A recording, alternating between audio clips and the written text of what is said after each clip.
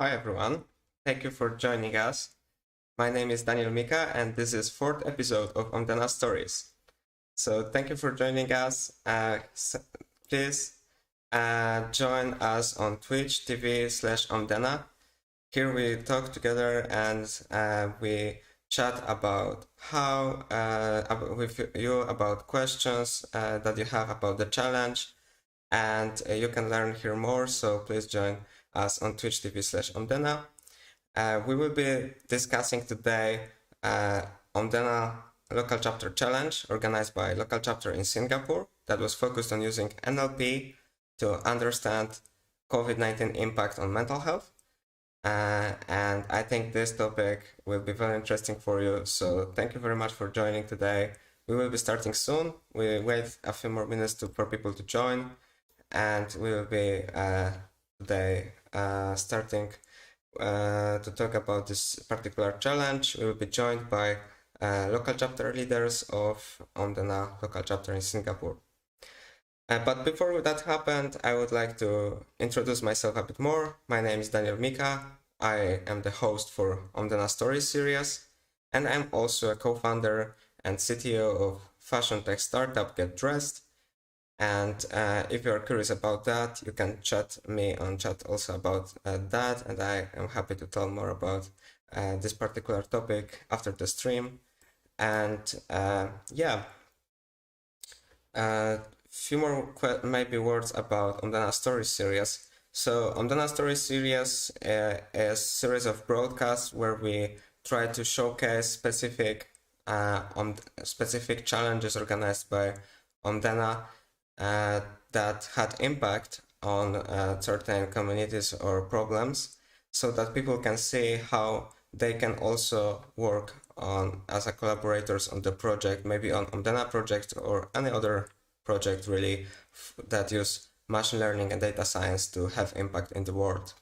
And we will be discussing this project today with people who organized such a collaboration challenge where many collaborators join together to build particular solution. This time we will talk about natural language processing and other machine learning techniques used to understand mental health impact of COVID-19. And I hope this will be interesting for you. So thanks for joining once again, and please say hi on chat. We try to make this as much interactive experience as possible, and it's very encouraging to see people joining the stream and saying hi. I'm also very curious, where are you tuning from? So please also say on chat, where are you from? I'm very curious about that. So yeah. For people who don't know Omdena, I would also like to say a few words about that. Omdena is a global collaboration platform that basically facilitates collaboration of many community members, facilitates the work on challenges, on problems that have societal impact. And it's actually quite a huge platform right now. Through Omdena, in Omdena collaboration, there was 3,700 unique collaborators who took part in Omdena challenges. Also, there are 5 to 6 new Omdena global challenges starting every month, and about 5 new local chapter challenges. So for sure, if you are interested in having impact with machine learning or building a real solution that can really impact humans' lives, or really impact some societal problems like mental health, like environmental issues, maybe some kind of issues with our society, like preventing the crime. So if you're interested in this kind of topics and you also want to learn, develop your machine learning or data science skills, Omdena is particularly, I think, one of the best platforms to do that, so that you can really have impact, but at the same time collaborate with people and learn from their experiences. So I hope you find it interesting, and you may want to follow on to Omdena website to learn more about what challenges you can join right now. So I hope you would like to do that and learn more about Omdena. Once again, I see some new people joining on Twitch or other platforms. Please say hi on chat, tell us where are you tuning from, and as I said, we try to make this whole thing as much interactive as possible. So please ask your questions. We will be answering your questions when we will be discussing this challenge with our guests. So feel free to ask questions. Yeah, and this live, it will be much more valuable if we have questions from audience who really are interested in the topic. So I think that sums it up. I think that's it. So let's dive into today's particular challenge, namely exploring the impact of COVID-19 on mental health in Singapore using natural language processing. So few words about Omdena Local Chapters. We will be discussing Omdena Local Chapter Challenge, and Omdena Local Chapters are local communities focused on learning by doing. As in global Omdena challenges, local chapters gather a community of contributors who want to develop their machine learning and data science and software engineering skills by solving social issues affecting specifically their local community. And as said, this mental health issue that we will be discussing today was important issue for Singapore community. So leaders of Omdena Local Chapter in Singapore decided to act on this issue, and we will discuss that today. So we are joined by co-leaders of the local chapter. Hi, can you join now?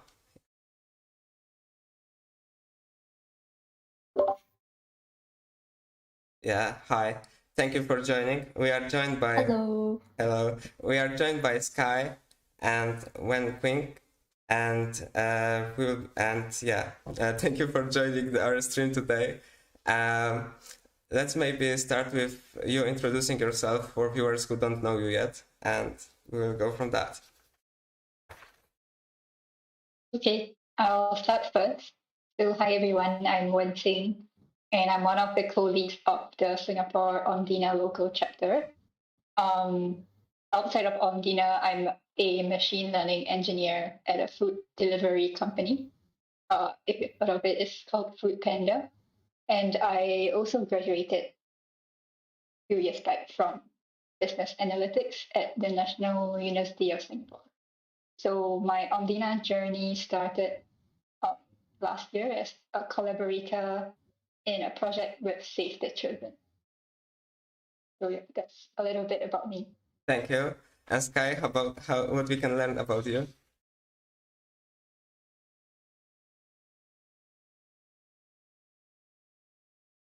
Hi, Janine, Keng. So I'm the co-lead of the Singapore chapter too, and I'm actually outside of Omdena. I'm a research data analyst at a cryptocurrency exchange. And how I started my Omdena journey here is that it was about I think 2 years or 1 year plus back when I first joined the project, where it was to identify the different trees and predict fires among the trees using like satellite images, which was a pretty interesting project. So yeah, that's how I started my Omdena journey. Yeah, that's pretty much about me. Yeah, thank you. Yeah, I'm super excited to learn more about about Singapore Local Chapter and the story of your first challenge. So maybe let's dive into that. So about the local chapter itself. So before we will go into this challenge, I wanted to ask, how do you view the Omdena Local Chapter mission from as a leaders of Omdena Local Chapter in Singapore? How do you view what is your work, what you want to do, what is your mission, what is your goal with Omdena Local Chapter? So to start with, I think let me share a bit more about our mission. So our mission was mainly to promote real-world AI for good solutions, and we wanted to do that through running open source projects that would involve AI enthusiasts or data science students in Singapore. And we also wanted to involve the different NGOs that can benefit from our project. So another part of it was also to facilitate the sharing of knowledge through case study based education. So that's our mission. Yeah. And I think, sorry, go on. Yeah. Okay. Yeah, I see that. And how do you think that this is like a specifically good idea for Singapore? I know that you mentioned when we talked before, I talked before with Sky, that you particularly wanted to target the undergraduate students in Singapore, as there probably didn't have that many opportunities to do such a work outside of Omdena project. So can you tell viewers who don't have this context a bit more how it works in a Singapore context?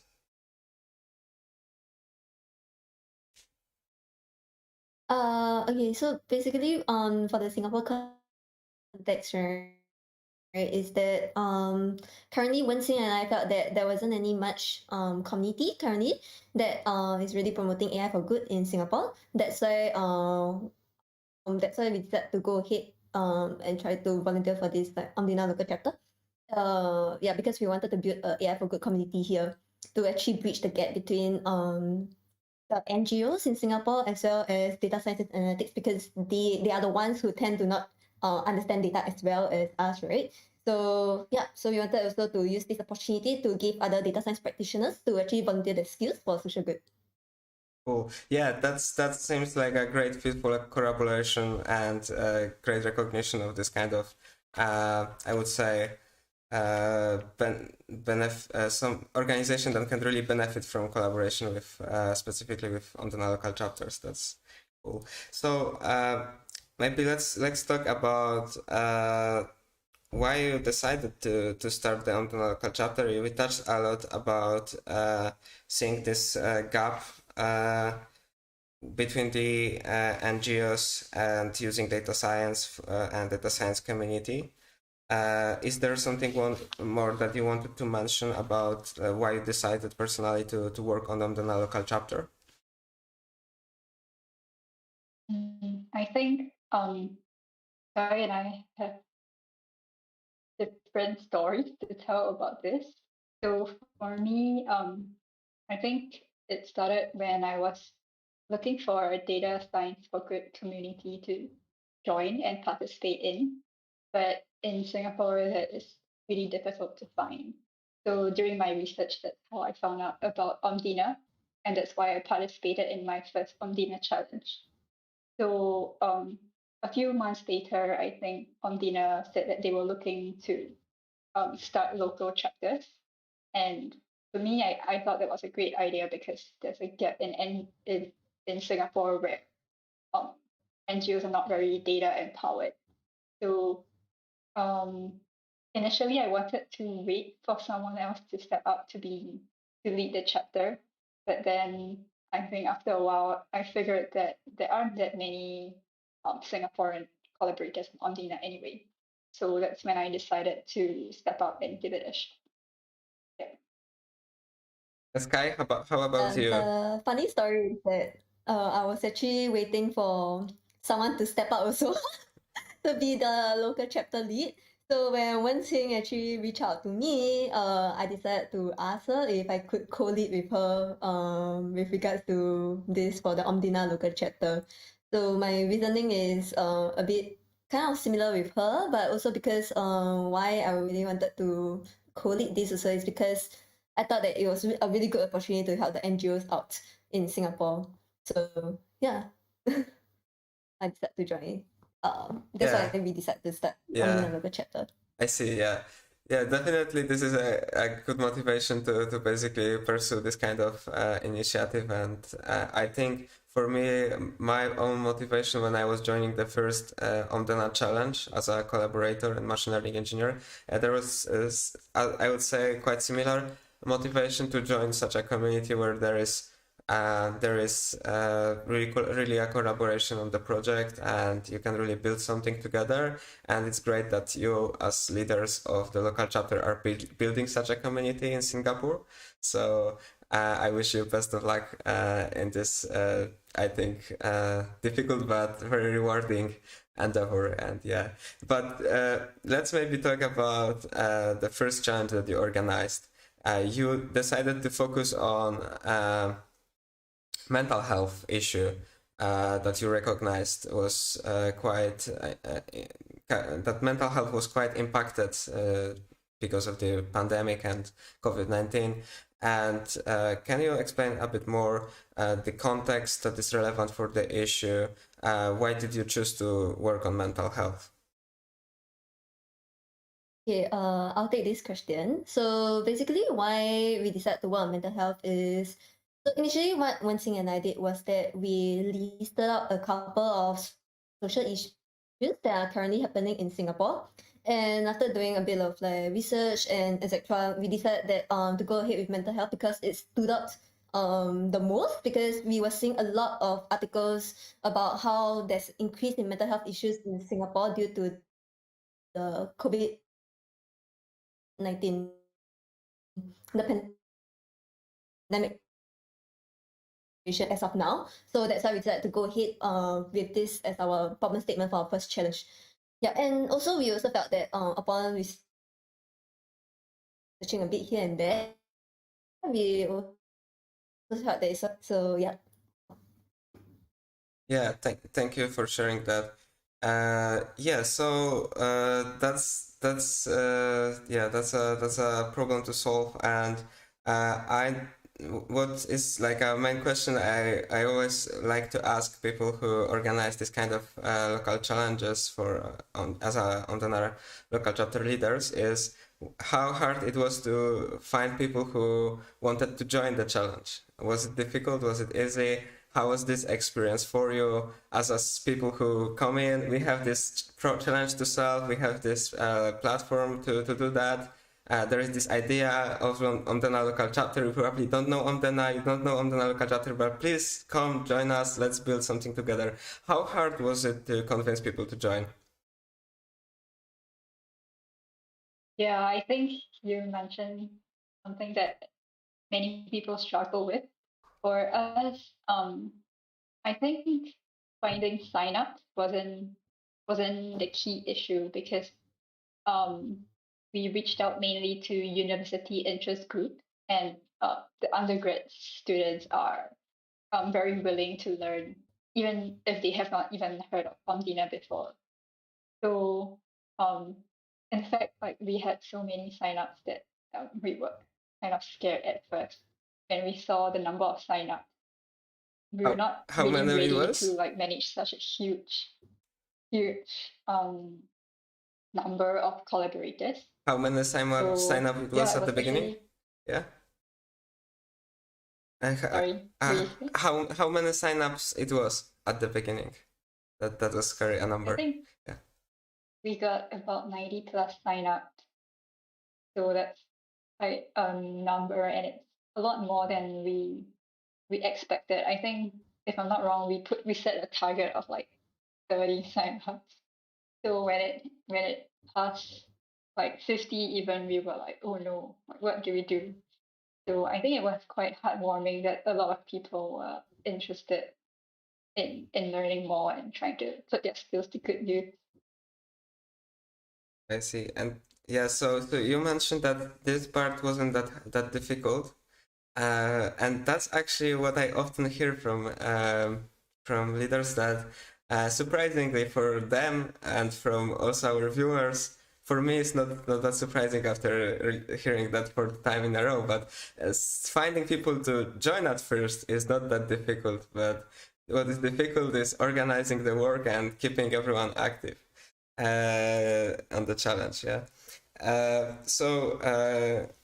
I wanted to ask also, like, what was the main challenge in starting the chapter, and like the main issues that you noticed, or like from like organizer perspective, from a leader's perspective who led the whole thing, what was the most difficult?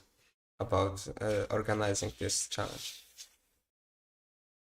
And so when we first started the chapter, it was actually a lot more like event focused. So for example, it was the topics that we actually introduced in our events are rather niche. So the previous one was about solar AI, like how AI can actually help in solar energy, all this. So this is actually a pretty niche topic where it wasn't able to attract a lot of event participants. But however, slowly we pivoted into instead of like being event focused, we pivoted into challenges.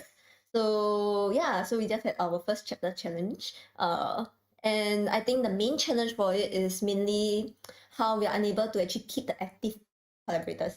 So just now Wen Qing mentioned that we had 90 plus signups, right? So we had a lot of signups, but it wasn't that easy to actually retain them throughout all 6 weeks and to keep them active and actively contribute to the challenge and so on. So yeah, those were our main challenges. I see. Yeah, yeah, I totally agree, especially with the second one. That's often a challenge when you organize this kind of initiative that takes time for a few weeks in a row. That's definitely one of the main goals to do, is to keep people engaged and active, and that's also sometimes difficult to manage.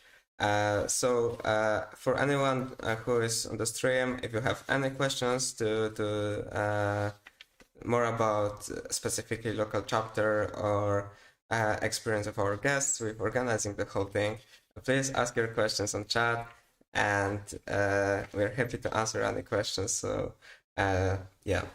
But for now, I think we will go directly into the meat of the conversation, I would say, which is solving the problem and building the solution, developing the whole data science solution to the problem.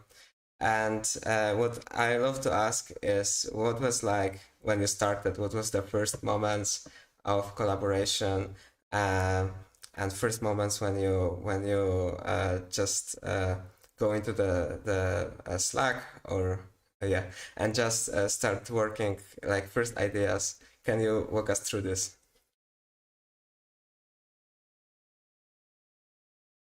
Yeah. So I think the ideation part was quite interesting, where we thought about how we can make use of the public data sets to make something meaningful for mental health. So one of the initial ideas that we had was firstly a dashboard that could help to visualize the different insights gathered by the collaborators. And we wanted it to be both educational and also useful to the NGOs for helping them to make more informed decisions. Apart from the dashboard, we also wanted to put in a machine learning aspect to this project. So we thought about a risk model to help NGOs identify users with mental health risks. We also thought about a topic classification model where NGOs can also use it to identify posts that were related to mental health. So these were the main deliverables that we thought about. And one additional thing was that we started this whole challenge on mental health without any partnerships with NGOs. So we also wanted to make use of the project timeline to try to gather partnerships with NGOs, whether it's to ask for data sets or to gather any professional insight, or even to collaborate with them to build a final solution that they could find useful. So yeah, that all of this was what we thought of in the beginning. I think we achieved maybe like half of it, which is not bad. Yeah. Yeah, I see. And that happened after the challenge started, or even before it started?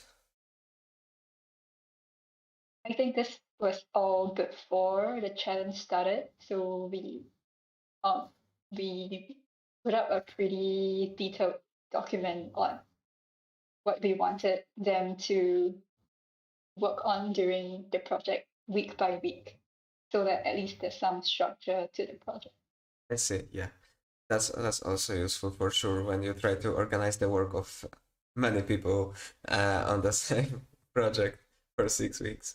Uh, I was also would like to ask, did you needed to, or did you wanted to, or did you took additional steps to better understand the mental health problem and the domain in which you were working to solve this problem?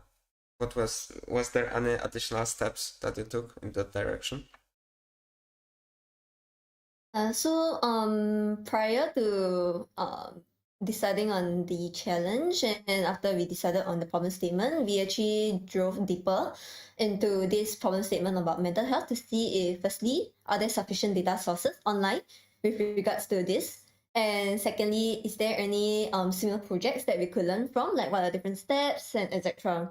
And also, thirdly, during the challenge itself, we also tried to better understand how we could better help the different NGOs because like one thing mentioned earlier on just now, like we did reach out to NGOs a bit. So those were so during the challenge we did try to ask them like what are the things that you are really looking for and how we can perhaps help during this challenge itself. So these were like some of the other steps that we tried to, you know, better understand the problem. I see. Okay. Um, okay. So let's go forward. So what was like the first approach that you tried to take to solve the challenge? What was like the main idea to what you wanted to build? I think this was something that we reference other previous Omdena projects for. So because Omdena already had a couple of projects previously that were quite similar, um, we referenced one of the projects that also used social media data and was also trying to explore a social problem. So um, we took reference from their approach and structured our own approach after that challenge. Yeah, I will share on chat for anyone watching also this reference to the original, let's say, Omdena Global Challenge that one is referencing right now. And if you want to learn more about the specific solution there, you can follow the link I shared and learn more about the specific previous challenge. Uh, but I wanted to ask also about the data that you used, because definitely that's something that it needed to be specifically for Singapore and specifically for mental health issues. So, was there any data available to you, or you had to figure out how to get it, and what data was used to build the solution? Was there any issues with that? Yeah, so how we started off to get the data initially first is that we decided to scrape online data from Reddit, Twitter, YouTube, Google Trends, and even news articles about mental health related stuff in Singapore. I think the main issue that we encountered firstly is like for example in Twitter, well actually in general, like across all the different data sources, it's difficult to draw geographical boundaries, like to understand which one is particular specific for Singapore, which one maybe like for Malaysia and other countries, you know, because all these are after all social media that are global, right? So it's a bit hard to actually draw these boundaries, like the geographical boundaries. And secondly, another second issue that we face is that I think in general, the text data that we have scraped from the different data sources online, the social media platforms are in general quite messy. Yeah, so and there was also another problem where we actually thought of like scraping Instagram because we thought that it was a interesting platform to actually understand better because with through like hashtags and all those, but yeah, we faced some technical difficulties when we were trying to scrape the sites like Instagram. And the last issue I think that we kind of face is actually where some data sets were actually very different from what we expected and were hoping to get. So for example, YouTube. So we wanted to gather the narratives on like mental health, but instead we got a lot about news video, like news article, like people trying to tell about the news about mental health instead. So yeah, so those were the issues that we kind of faced doing this, trying to get the data.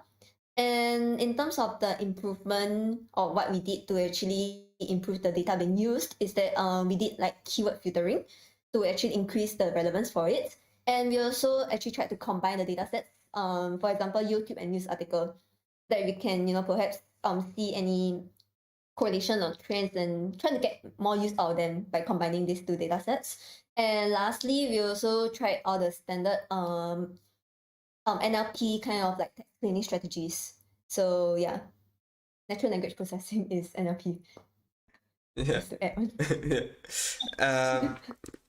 I really like you mentioned there's many sources. I myself had this kind of experience when I was working on my Omdena challenge that I took part of, that was focused on analyzing data sources, especially social media that was used by young people.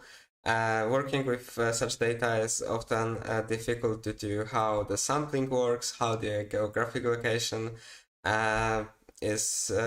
You need to often even predict the geographic location because it's not directly available.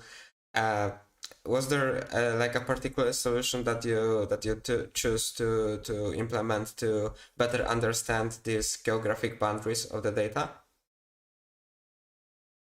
What we sorry, one thing you can continue. Yeah. So we tried a couple of ways to do this, like in terms of things Guy mentioned earlier, to filter by keyword for relevance. So one interesting thing was for the Twitter data, we found data from Malaysia because Malaysia is right next to Singapore. So one of the ways that we tried to filter out Malaysia data was to search for keywords related to Malaysia and try to remove them from our data set. So other than that, some of it was really quite a challenge because most data sets don't provide you with the geographical location of the post. I see. Okay. Yeah. So that's quite actually similar what we were doing on at that challenge. So I see that this is approach that is sometimes needed to be taken, especially for some data sources like YouTube. That yeah, sometimes YouTube description is probably the only way to really understand what is the context of the video. Yeah. So. I wanted to also ask, like, what was the biggest challenge in providing the final solution to the end users, to the consumer of the solutions? So one of the things about the local chapter challenges is that they usually start without any partnerships. So although we want our solution to benefit as many people and as many organizations as possible, we found it difficult to form partnerships with NGOs in Singapore, mainly because it's such a short period of time and NGOs usually take a pretty long period of time to get back to you, try to understand about your project. So that's one of the main challenges that we faced. I think another one that's more related to the project itself is that we also struggled a bit with the predictive models. I think mainly due to the lack of labels, because most of the models um, required labels where I don't think we could have finished labeling everything in such a short period of time. So we had to do without them, and that Yeah. impacted what we could achieve with our predictive model. Yeah, I see. Yeah, definitely. I agree totally that often like partnerships of this kind takes time, especially when you need to when the whole idea is to educate the other partner about the use of data. It's definitely time consuming to do. So it's often important to take time and put time into this I would say part of the whole thing that often like engineers don't think about that much, that basically you need to somehow make this useful for the consumers of the solution. For if it's NGOs, then for NGOs. If it's for individuals, then it's for individuals. But you need to think about it, and you need to also think how you are going to take this solution to them and help them really use it, understand it, and make it as useful for them as possible. So yeah, that's also important part. So if any of you have any questions on chat, please ask questions and we are happy to answer them.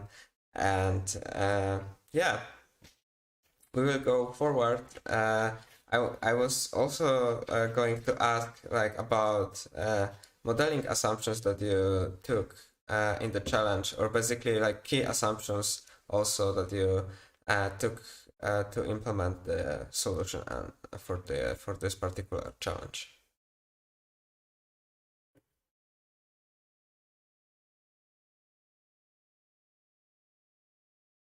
Okay, so for the main modeling assumptions that we did, right. So basically, for social media, because mainly where we are scraping is all the social media posts, right? So we are thinking like by doing this, we are having this very huge assumption that social media itself actually gives us a very, very proper overview of mental health discussions and issues on what is happening in Singapore. So this was one of the main assumption that we actually held for this problem statement. Yeah.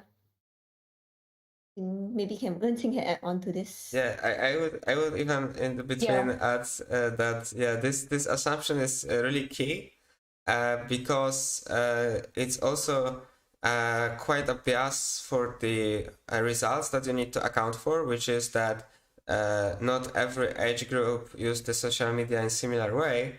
So also this needs to be often taken into consideration when using this kind of social media based data. So that's an insight for the viewers that you need to be really careful about what data you are using, because it's often useful to model some kind of some part of the population or some part of the whole problem, but you need to really understand what part you are modeling.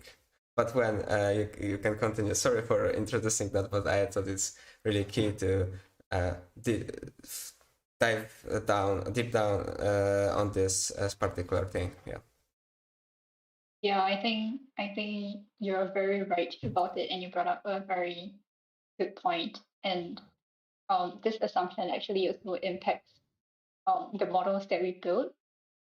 So, for example, we had a topic classifier, and one of the assumptions was that social media posts have distinct posts.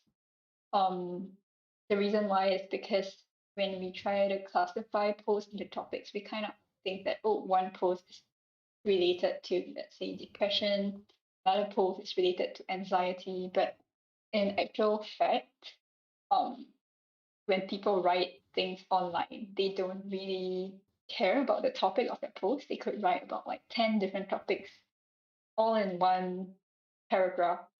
So that was one of the key assumptions that I think didn't hold, and also affected how well our model could classify. I see. Yes, that's also definitely relevant. Yeah. Similarly, when we were working on this other project, there was this kind of assumption that we wanted to even eliminate later, because there was this assumption that the posts on Reddit were like focused on specific ideas or even paragraphs of them, and then we needed to actually change from single solutions models to multi-solutions models, so that we can estimate that there is not one relevant topic but few relevant topics in the Reddit post, as Reddit posts were quite huge content masses, and on average there were at least 3 different topics in one post. So yeah, that's also a relevant assumption, and I think the bigger the content element is, the more topics it involves, and the modeling is becoming harder and harder, I think, for natural language processing. Yep. Okay. So maybe to sum up, like results and the whole deliverables. What was the finally implemented? What was delivered, and how could this, in your opinion, impact the Singapore, who could be the end user of the solutions? Okay, so what was finally implemented and delivered? I think one of the key thing that we had was a dashboard that was actually built out of all these different data that we have scraped from the different social media sources. And yeah, we combine them all into a dashboard to actually show some like sentiment analysis and empath analysis trends, as well as what are different Google search trends, the word frequencies, and as well as some of the survey data that we have collected from the different NGOs. So we put them all together in one dashboard. Yeah, so what's the purpose of this dashboard? In our mind, like our target end user for this is actually the NGOs, that they can actually use this, perhaps use this dashboard to actually form the outreach campaigns, and they can do things such as like monitoring of the topic trends, monitoring online sentiments, and etc. to better understand the landscape in Singapore. Also, to do some monitoring. So yeah, and in general, we also wanted to share it in Singapore, like on those just for public education for all, for Singaporeans to just take a look to better understand the Singapore scene of mental health. Yeah, because we felt that it really wasn't that well known and aware among like the public. As yeah, many, I mean, although there are a lot of newspaper articles about it, but there wasn't a proper dashboard showing all these insights all together from the social media. So yeah, so that's what we intended to do with the dashboard.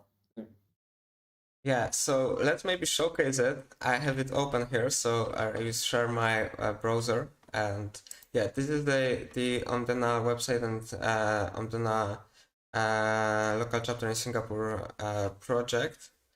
So you can go here and read more about the project itself, about the problem, project goals. There is also this link to dashboard that we are talking about. So this dashboard, I think, reveals a lot of useful information about mental health in Singapore, and basically can inform a lot of decisions where to focus on, how to even communicate with people who are at mental health risk. So I think it's very great work, and visualization is quite easy to understand even for non-technical persons. So I think like this is one of the great thing about this solution, is that this is easy to use and really I think well implemented when it comes to like clarity of information. So you can also go here and try it yourself, read more about the solution, read more about exactly what data elements were measured, and yeah, I think it's actually great. So I will share links to this two of these websites in the chat, so you can follow there and yeah, and see it yourself. And yeah, if you have any questions about this dashboard or website, please ask questions on chat. We are happy to tell you more about it. So yeah, I think that's it about showcasing the solution itself. So maybe let's get back to our conversation here.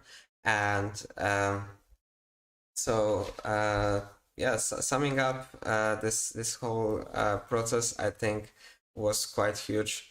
we can see that results are definitely, there are a lot of results and work done from looking on the dashboard. But what I wanted to ask, how it was to collaborate on this project with so many people involved from the beginning who signed up, came to the Slack channel, and yeah, how it was for you. Yeah, to be honest, it was not easy to coordinate this many people, and I don't think we have experience coordinating this many people between the both of us. So we just did whatever we thought made sense. And I think on the flip side, having more people was great, like strength in numbers, because we could appoint more collaborators as task leads, and this also empowers the collaborators and also gives them an opportunity to drive their own part of the project. So also giving them more responsibilities means that we don't have to take care of that all the small things in the project. So yeah, I think I see. it was a challenge. There's room for improvement, but it went pretty okay. Great. And was there any like particular thing that you want to mention that was challenging when it comes to doing that in Singapore? I think in general, Singaporeans are more introverted and less vocal in general. So most of them actually, instead of communicating in like the Slack channels that have been created for those specific tasks, instead what they do is they direct message instead each other and etc. So this make it hard to actually track all the various different group discussions and also the project status, because all these channels are not being widely used, and sometimes there's a bit of like miscomm here and there, like yeah, because they just inform different people separately via private message. So in general, I think that was one of the main challenge, that it was hard to really track properly. And yeah. Yeah, I think this kind of communication challenges often arise, but yeah, I was I wouldn't say I was very surprised. What I wanted to say is more like I didn't like I expected that often happens that people are a bit scared to be first to talk about in like group chat, or to say too much in a group chat that it's not maybe perfectly thought idea or something like that. But this idea that people would rather communicate on DMs only, not on group chat, is I think quite of a challenge. I would say from organizational perspective, it's quite huge challenge, because there is this Conway's law that basically explains that our communication structure impacts the final solution and system created. And yeah, it's important to facilitate this kind of conversations that are more open, and it's important to be on the same page about what we are building. So that's definitely could be a challenge. I would ask a follow-up questions to that even. What would you recommend someone, maybe from Singapore or maybe from other country, from other culture, that basically have this kind of situation happen to them, that basically they try to organize the collaboration, but people don't want to really talk in group chats, but they rather want to DM themselves. How would you say, would you advise to overcome this kind of challenge? I think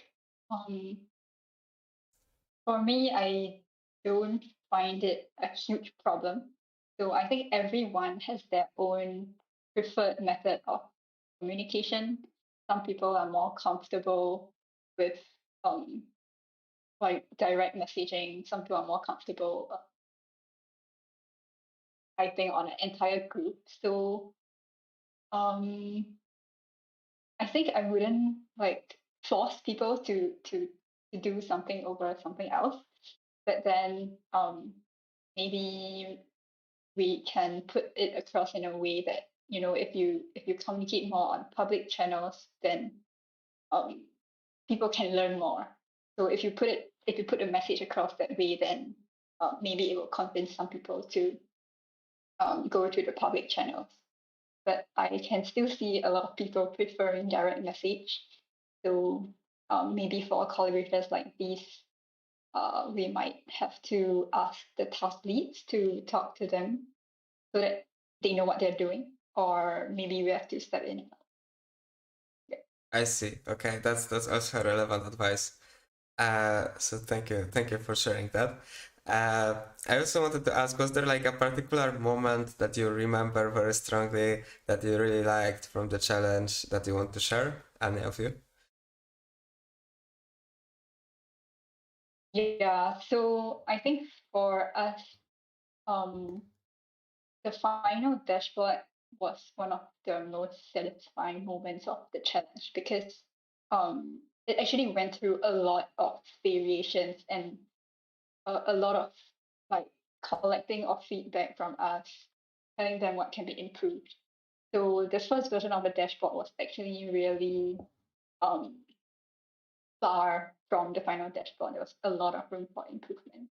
So it was very, very, very satisfying to see the final product because um, everything from the project actually combined together to form this final dashboard. So it was really like a mark of what we could achieve as an entire project. I see. Yeah. Sky, do you want to add something more? No, in general, I agree with what Wenxing says because, yeah, and I think other than just seeing how the dashboard actually improved from the original state to the final state that it is based on our feedback, etc. I think in general, just seeing people really willing to learn, especially the task leads that actually volunteered, because most of them do not really have end-to-end data science experience. Like they are all of like maybe the beginners kind. So it's actually very heartening to actually see them so willing to learn and trying to step out of the comfort zone to learn new things. So for example, earlier on when Cindy mentioned something about manual labeling, which is actually very hard. So one of them actually took the initiative to find ways to actually automate this kind of labeling to actually save the man hours. So I thought that was actually a very good initiative on her side. And it's very heartening to actually see that people are willing to put in so much effort, to like try to find alternate ways and to grow themselves for like personal growth also. So yeah, so I think in general, this one part was this part of like seeing how people are growing in terms of their personal self, like also helps us makes us feel like quite heartwarming in a way or two. Cool. Yeah, so we've gone through the sweet part of the experience, but now I would ask, what was like experience really for you? How did you feel throughout the whole thing, and what did you learn, and how the leading this challenge impacted you?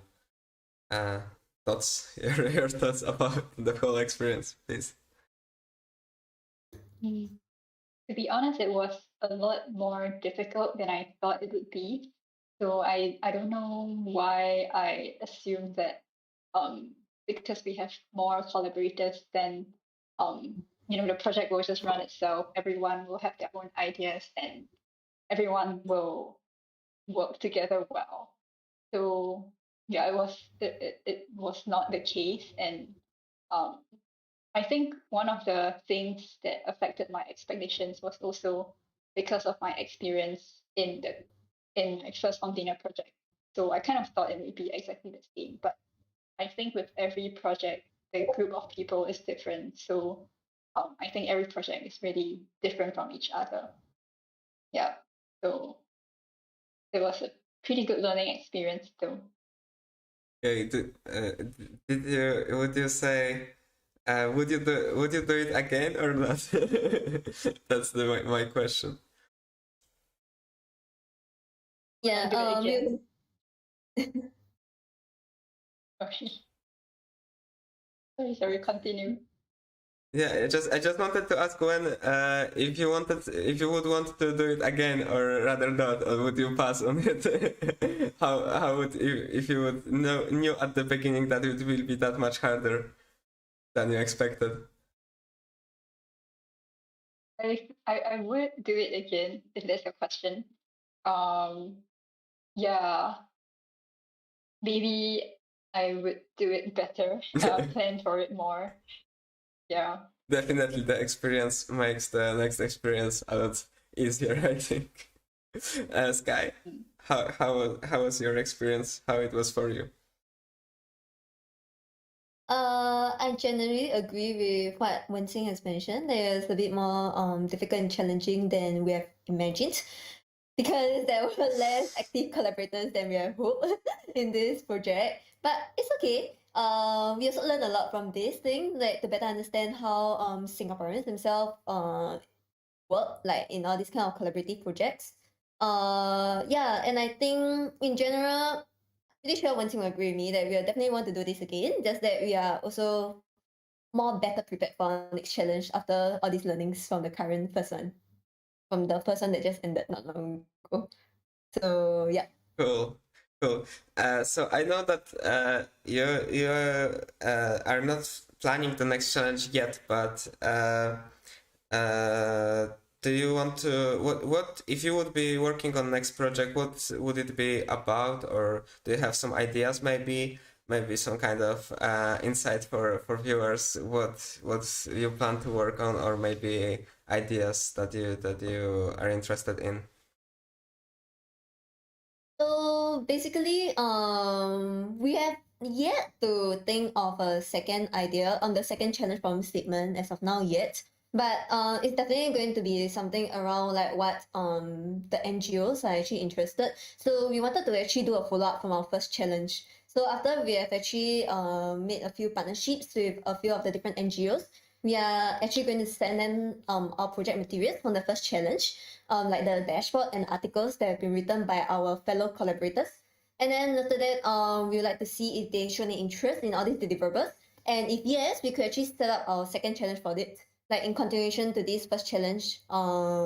Yeah. So the problem statement would ultimately, ideally for our second challenge would be dependent on what the NGOs are really looking for after they see our deliverables and what they would like to have. I see. Okay. Thank you very much.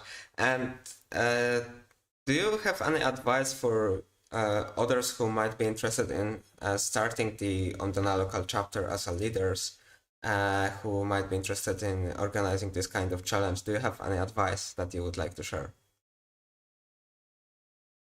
Yeah, maybe I'll start with advice for people who are joining their first challenge. So I think the main thing is to join the challenge with the mindset of a beginner learning something new, and also to come to be prepared to be challenged, because it's really not an ordinary project and it doesn't follow the usual workflow from an ordinary project. Um, Another thing would be to participate in discussions more actively. It's something that we also hope our collaborators can do, because that's where most of the exchange of knowledge and all of the learning takes place. So, coming from Singapore, we know that a lot of people are not so outgoing. So I would say don't be afraid to reach out for help in terms of where you can contribute. Yeah, I think this is a perfect advice, I would say, because reaching out is something that many people don't do, and also often it doesn't cost a lot of time, or often it doesn't cost any, and it can lead to very meaningful conversations, a lot of help, mentoring, different things. But definitely I also recommend reach out to people if you need help, or if you want to learn something, even in the challenge or outside of the challenge. It's great to do that for your personal development. Sky, would you like to add something maybe? I think my main advice overall is just go for it. do not hesitate at all and just just do it. Like even if it's like your first time, even if you do not have any experience in coding, because we do really have participants who actually sign up and ask us that question. So what if I do not have any experience in coding? How can I further contribute? So in general, my response would be, I mean, just do whatever that you can, learn it and get it going. Like because it's only when you just go for it and do not hesitate to start something is when you really learn something, right? So in general, I think that would be my main advice. So yeah. Thank you. Thank you very much for sharing advice with our viewers. And yeah, thank you very much for sharing the whole story with us and of the challenge and the problem and your personal story also and working on that. Before we will finish, do you have anything that you want to share with viewers or at the end?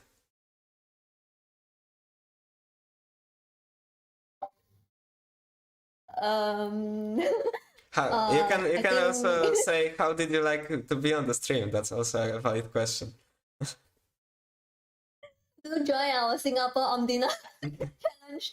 We welcome all people to join us. Like yeah, please do join us when our second challenge from the statement is out. Yeah. Keep a Cool. lookout for our Singapore chapter page. Cool. So yeah, so I also recommend get the link to this on chat. Look on the Omdena local chapter in Singapore. There is a place there you can sign up for the updates about the next challenge.